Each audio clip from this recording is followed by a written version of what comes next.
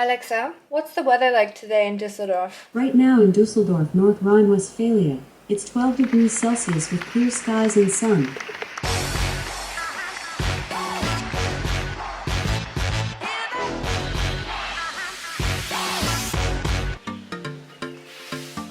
It's springtime, which officially means that I am getting my spring wardrobe ready. But Germany can be quite tricky when it comes to figuring out exactly what to wear in exactly which season because it all depends where you're living and really where you're coming from. Hey everyone, my name is Jenna and welcome to the Life in Germany channel. If you are new here, I talk about all of my tips and tricks to immigrating to moving on over here to Germany, or in this regard, maybe you're just coming for a visit. Either way, if you're coming here for a long time, don't forget to check out my freebie checklist. I will link that down below. That goes through step by step exactly everything that you need to know when getting started on your move over here to Germany. Otherwise, keep on watching as we go through all of the seasons in all of the different areas around Germany here and what exactly you should be packing in your suitcase.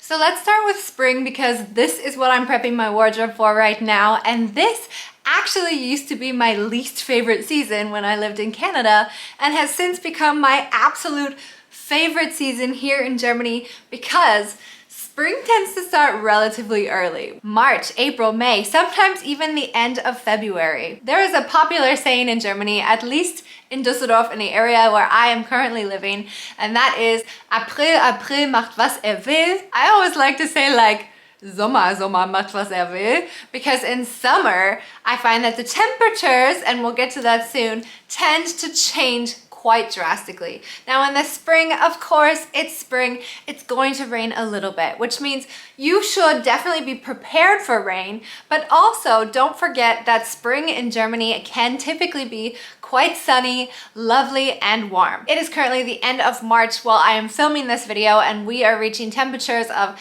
12, 13, 14, 15, even 16, 17 degrees, and I am absolutely loving this. Now, this is not untypical for Germany, especially in NRV where I live. So I would say preparing for both sun and rain is very, very important in the springtime here in Germany. So if you're planning on traveling somewhere between end of February, March, April, or May, I'd make sure that you pack a couple different things.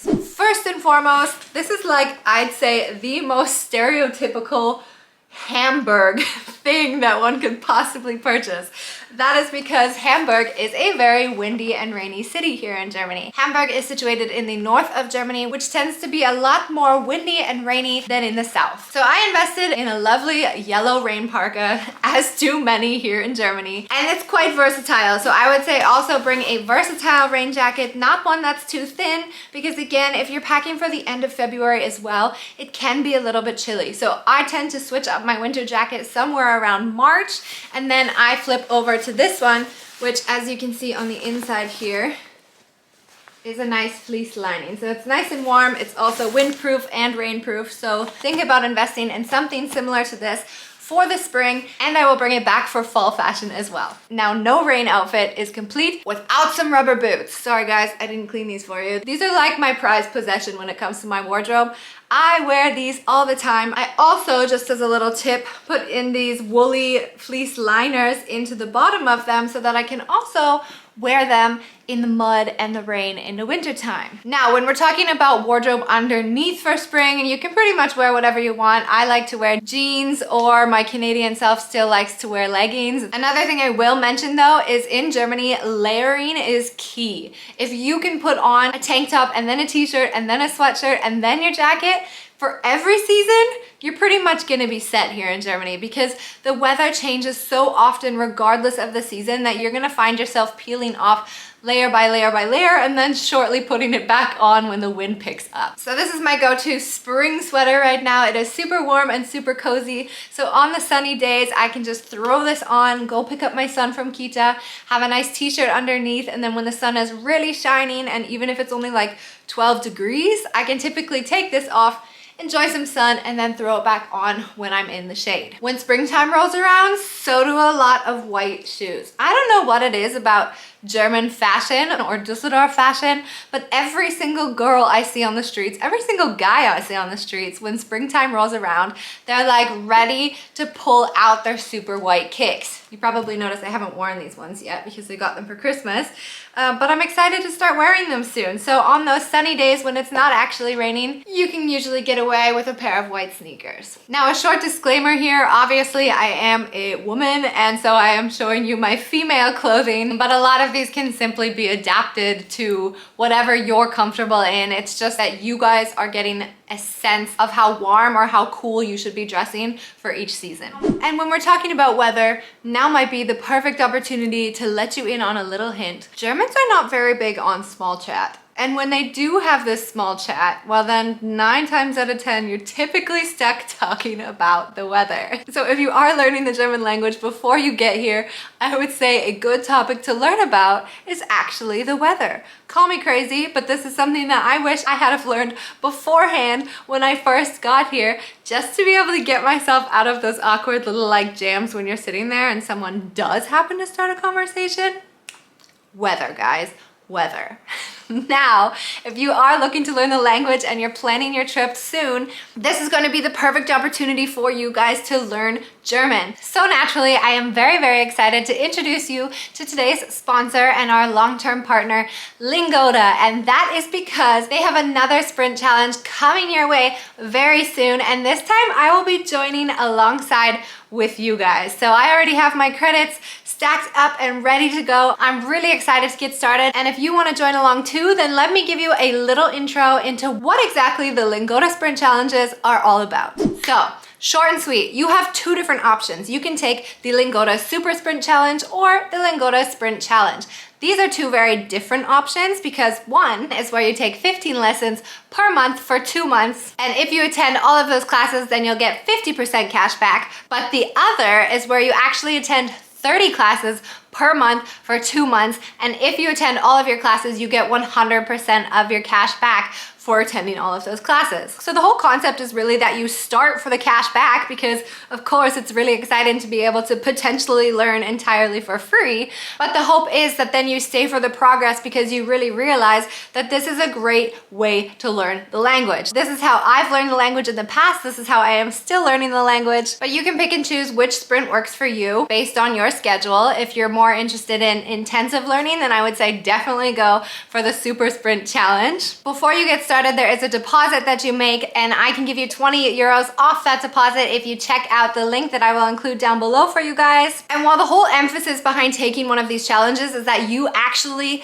get to learn the language, get to speak with native speaking teachers, and actually learn how to speak quite quickly in real life, well, there's actually a lot more to Lingoda than just the sprint challenges. So for me personally, I jumped on board with Lingoda from the get-go because they were so flexible, because they offered these 60-minute Zoom classes. I was able to actually take some classes like almost in the middle of the night when my son was sleeping when he was a tiny little baby, just so that I could get a few lessons in. The teachers that I've had thus far are super sweet. They're located all over the world and all of them are native speaking. Of course, this is not just with German, but also if you'd like to learn English or business English or French or Spanish, there's other options that you can take, not just for the Lingoda classes, but also for their sprints. So again, if this is something that you're interested in, you have 2 different options. They are starting shortly, so make sure you get that code down below. You can choose between the Super Sprint or the Sprint Challenge. There are 40,000 other people who have taken these sprints and who have absolutely loved it. So as always, I am very, very excited to share this information with you, and I really hope that I get to see a couple of your faces around when I'm jumping in my classes too.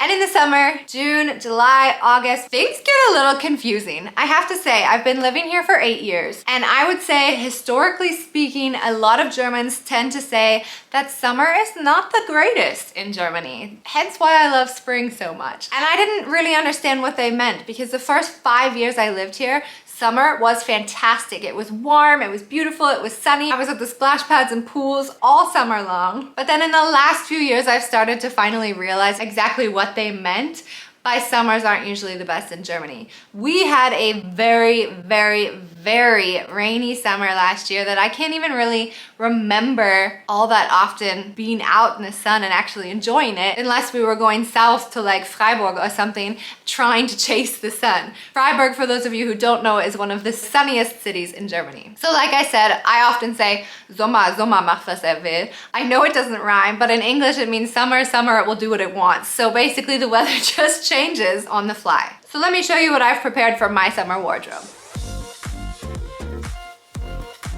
All right, so your summer wardrobe is going to have to be very versatile. Again, layering here is key. If you are coming for a European summer and you want to make sure that it is Instagram worthy, well then you can actually get away with a nice, simple summer dress here no matter where you go. It just depends on how the weather is going to be that particular day. Now, if I walk out the house in a dress, you can be darn sure that I'm gonna be wearing my jean jacket on top of that. I think I wear my jean jacket every single day of the summer, either around my waist or over my shoulders, simply because this is the best staple to have when you're in the shade so that you don't end up freezing on days where it's not all that warm. Another staple that I really never thought I was ever going to buy, because personally I didn't find them very attractive, is this bubble jacket. Oh my goodness.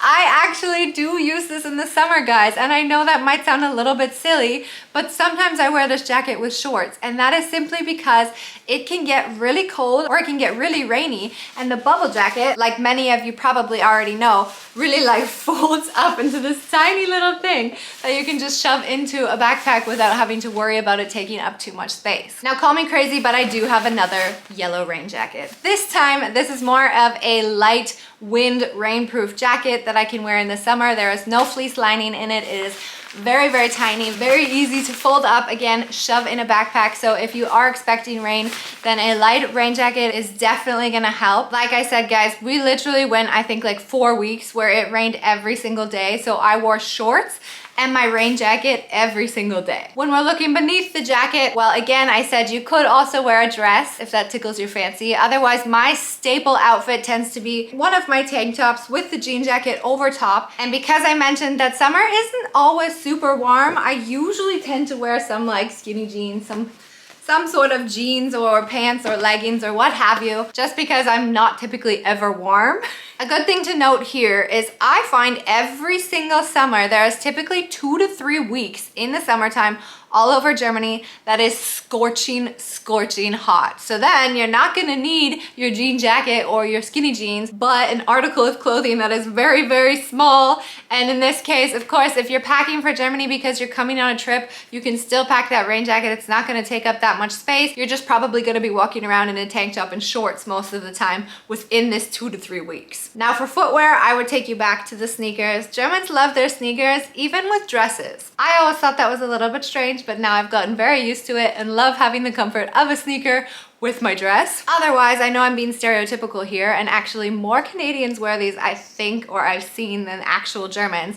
But you've got your classic Birkenstocks. Mine have been worn out as much as possible, but I absolutely love these in the summer. Since I had a child, I actually switched to these rubber Birkenstocks. I always thought, why would I buy Birks if they weren't the actual real deal? You know, it's just plastic. Why would I be wearing these?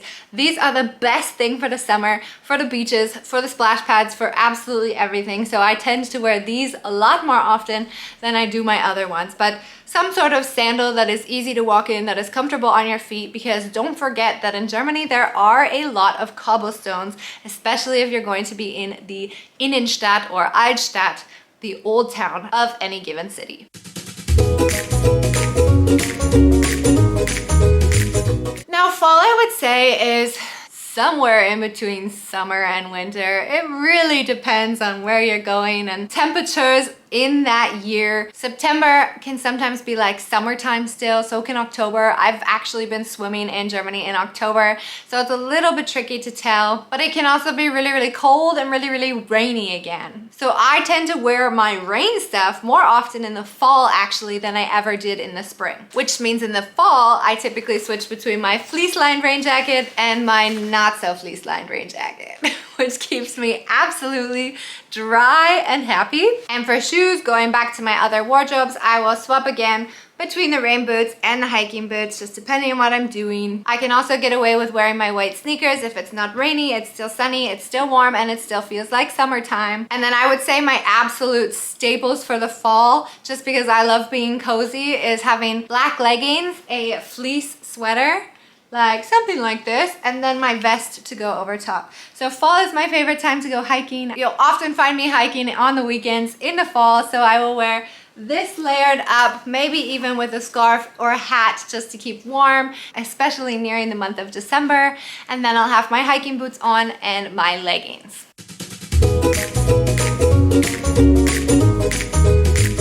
All right, are you ready for winter?